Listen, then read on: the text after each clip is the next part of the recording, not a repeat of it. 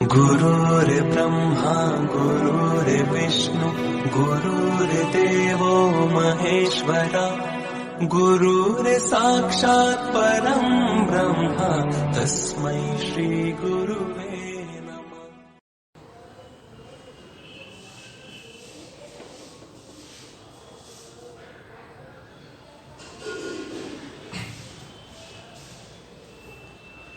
Good morning વિદ્યાર્થી મિત્રો, આપણે દ્વિઅંગી દ્રાવણોની ચર્ચા કરી હતી કે જેની અંદર બંને ઘટકો છે એ બાષ્પશીલ હોય. તો બંને ઘટકો બાષ્પશીલ હોય એવા અનુસંધાનમાં આપણે ઘટક 1 અને ઘટક 2 એવી રીતે બંને ઘટકો છે એને સંજ્ઞા સ્વરૂપે દર્શાવેલા હતા. હવે આવા દ્વિઅંગી દ્રાવણ માટે આપણે બાષ્પ દબાણ વિરુદ્ધ મોલ અંશ છે એમનો આલેખ છે એ દોરવો છે. તો દ્વિઅંગી દ્રાવણ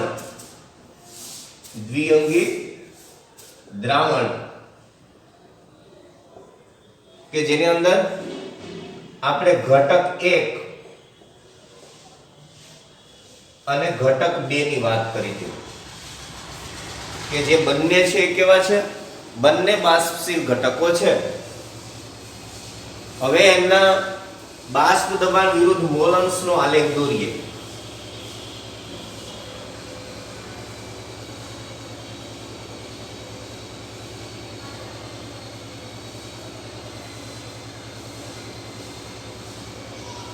અહીંયા આપણે બાષ્પ દબાણ લઈએ.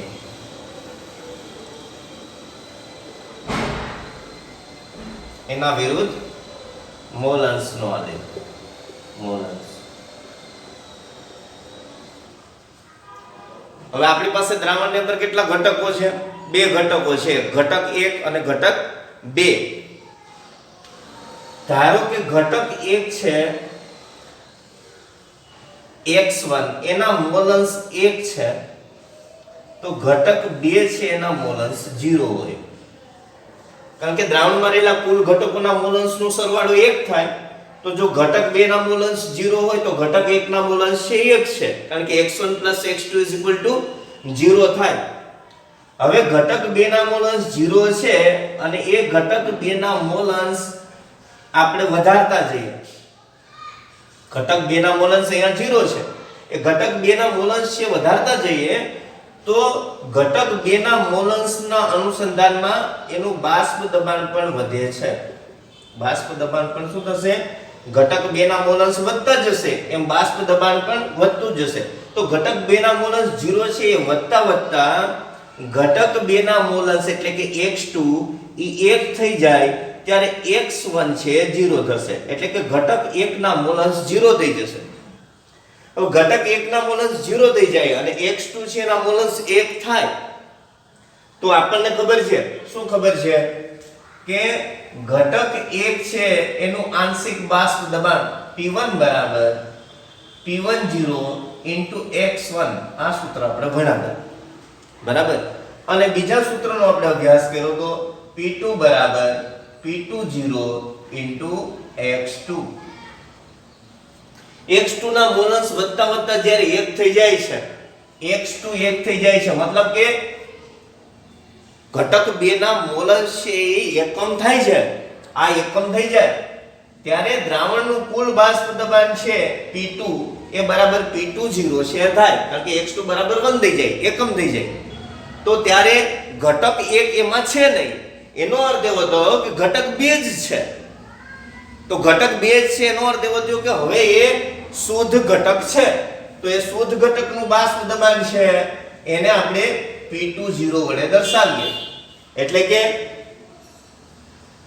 x2 ના મોલ અંશ છે વધતા વધતા જ્યારે 1 થઈ જાય છે એટલે કે એકમ થાય છે ત્યારે દ્રાવણનું બાષ્પ દબાણ છે શુદ્ધ ઘટક 2 ના બાષ્પ દબાણ જેટલું થઈ જાય છે. ઘટક 2 ને કારણે છે એટલે P20 માંથી રેખા છે પસાર થશે બાષ્પ દબાણ વિરુદ્ધ ઘટક 2 ના મોલ અંશનો આલેખ દોરશું ત્યારે કેમાંથી P20 માંથી પસાર થતી રેખા છે આપણને મળે છે. અને બાષ્પ દબાણ એના મોલ અંશના સમપ્રમાણમાં છે. બાષ્પ દબાણ વધે છે ત્યારે મોલ અંશ વધે છે ત્યારે એના કરતા ઉલટું વિચારીએ, ઘટક 1 ના મોલ અંશ 0 છે અને ઘટક 2 ના મોલન્સ 1 છે. હવે ઘટક 1 છે એના મોલન્સ છે વધારતા જઈએ તો શું થાય કે ઘટક 1 છે એના મોલન્સ છે ઘટક 1 ના મોલન્સ છે વધતા જાય છે. ઘટક 1 ના મોલન્સ વધતા જ્યારે 1 થઈ જાય બરાબર તો ઘટક 1 ના મોલન્સ 1 થાય મતલબ કે એકમ થાય ત્યારે P1 બરાબર P10 થાય. મતલબ ઘટક 1 છે એને કારણે હવે દ્રાવણનું કુલ બાષ્પ દબાણ હોય કેમ કે ઘટક 2 છે એના મોલન્સ તો હવે 0 થઈ ગયા તો P10 શુદ્ધ ઘટક છે એ બની જાય. મતલબ હવે બાષ્પ દબાણ વિરુદ્ધ મોલન્સ નો આલેખ દોરીએ તો એ P10 માંથી પસાર થતી રેખા છે આપણને મળે છે બરાબર. અને કુલ દબાણનો આલેખ છે દોરીએ બરાબર. દ્રાવણનું કુલ દબાણ જે છે P ટોટલ આ કુલ દબાણ એ કયા બે ઘટકોને કારણે હતું P1 પ્લસ P2 એ બંને ઘટકોને કારણે કારણ કે બંને બાષ્પશીલ છે. આ જે બાષ્પ દબાણ હતું આ P2 છે બરાબર અને આ P1. તો અહીંયા તમે જોશો તો કુલ દબાણ જે છે એ ઘટક 2 અથવા તો ઘટક 1 ને કારણે છે. ઘટક 1 અથવા ઘટક 2 ને કારણે દ્રાવણનું કુલ બાષ્પ દબાણ છે અને કુલ બાષ્પ દબાણ જે છે એનો આલેખ પણ કેવો મળે છે રેખીય મળે છે. એટલે કે P1 અથવા P2 નો એના મોલન્સ x1 અને x2 વિરુદ્ધ આલેખ દોરીએ તો આલેખ છે એનો પણ કેવો મળે છે રેખીય મળે છે. અહીંયા તમે આલેખની અંદર જોશો તો P10 અને P20 એમાં P10 કરતા P20 છે એ વધુ છે. મતલબ કે P10 is less than P20 છે.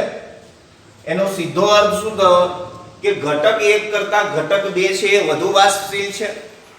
તો કે અહીંયા જુઓ તો P10 કરતા P20 છે વધારે મળે છે.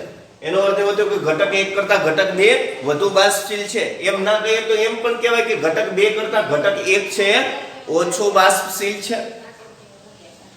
તો આપણે આ આલેખની ચર્ચા છે એ કરવાની હતી. હવે ખાસ કરીને એક આપણે સૂત્ર છે એ સાબિત કરવું છે જેનો એક્ઝામ્પલોની અંદર આપણે ઉપયોગ છે કરવાના છીએ. તો કયા સૂત્રો છે એ આપણે તારવવું છે તો કે દ્રાવણ સાથે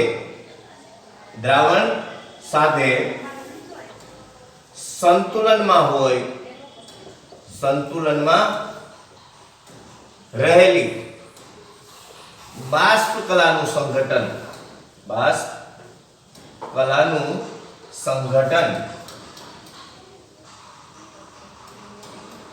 ઘટકોના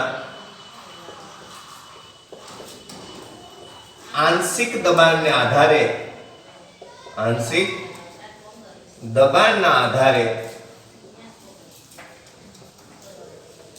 નક્કી કરી શકાય.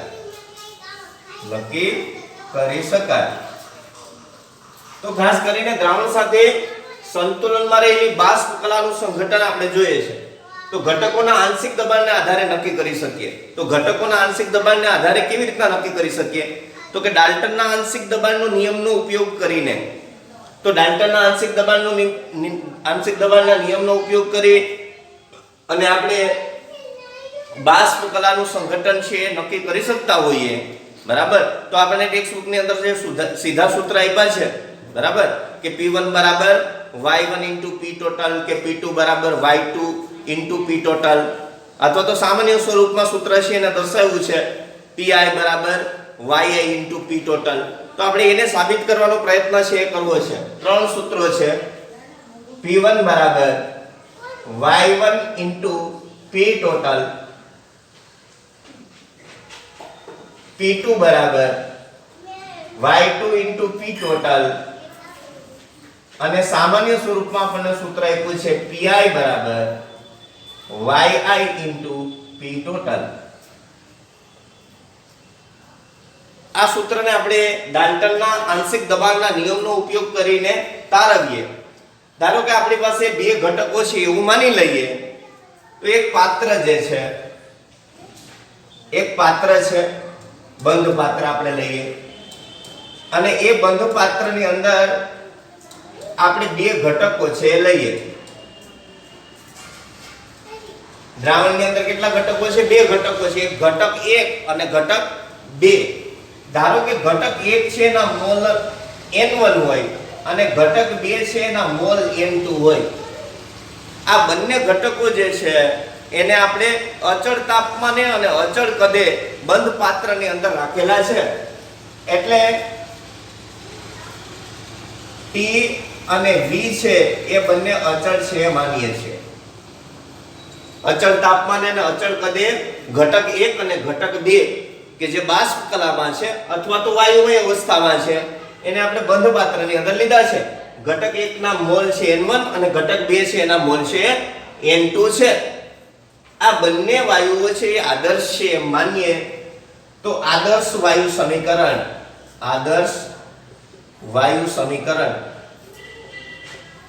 PV nRT અનુસાર PV nRT મુજબ શોધાય. ઘટક 1 ને આપણે આદર્શ વાયુ સમીકરણ છે લાગુ પાડીએ તો આપણે ઘટક 1 માટે લખી શકીએ P1V N1RT. કેમ કે V પદ અચળ છે, બરાબર. R છે વાયુ અચળાંક એ પણ અચળ અને તાપમાન T છે એ અચળ છે. તો P1V N1RT. P1 ના સૂત્રનો કરતા કરીએ તો જેથી P1 N1RT divide by V આપણને સૂત્ર મળે જેને આપણે 1 નંબર છે આપીએ. એ જ રીતે ઘટક 2 છે એને આદર્શ વાયુ સમીકરણ લાગુ પાડીએ તો આપણે આમ લખી શકીએ P2V N2RT. P2 ના સૂત્રનો કરતા કરીએ તો P2 N2RT divide by V. આને સમીકરણ નંબર 2 આપીએ.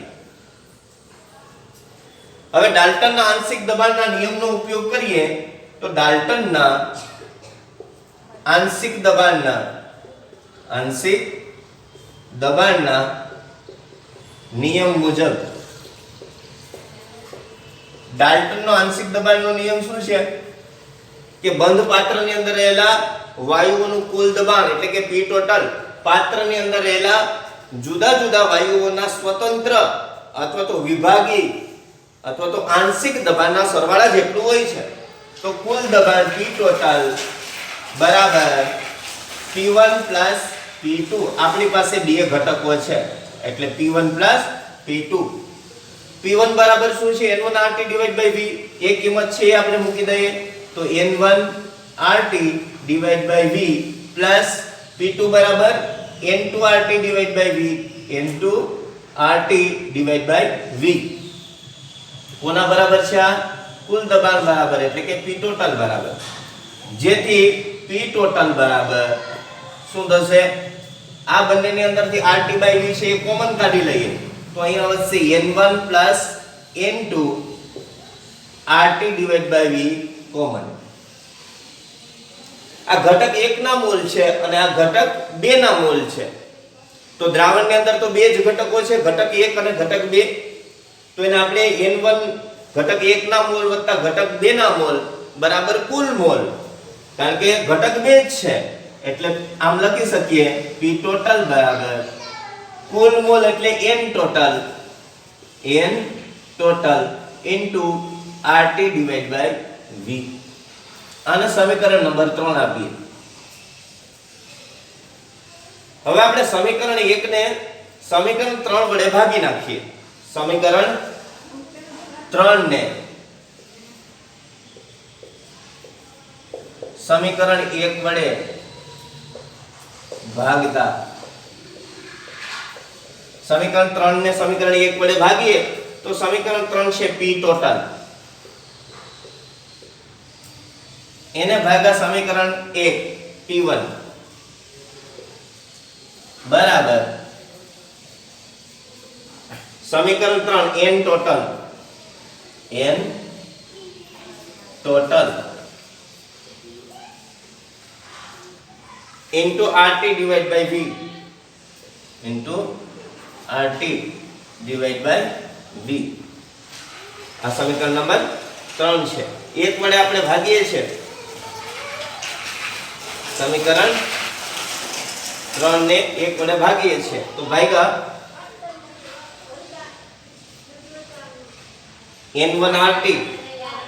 n1RT divide by v. આનું સાદુરૂપ આપીએ તો p ટોટલ ભાગ્યા p1 is equal to n total into RT છેદનો છેદ અંશમાં આવ્યો એને ગુણ્યા v ભાગ્યા v ગુણ્યા n1 RT. VV cancel, RT cancel થા, બરાબર? RT અને VV કેન્સલ થા તો આપણને શું મળે છે? P ટોટલ ભાગ્યા P1 is equal to n total divided by n1. આને આપણે ઉલટાવી નાખીએ તો આમ થાય P1 divided by P total is equal to n1 divided by n total.